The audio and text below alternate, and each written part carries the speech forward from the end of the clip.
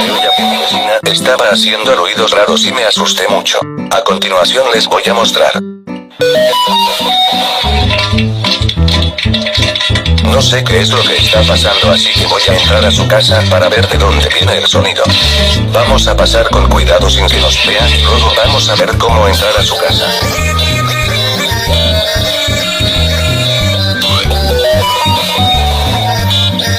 Muajajajajajajajaja, está abierta la puerta de su casa.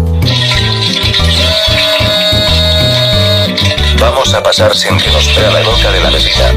Mírenla, se está echando unos buenos brownies.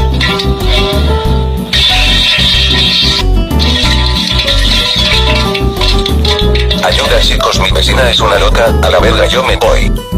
Oh no chicos, me descubrió la loca de mi vecina, corre.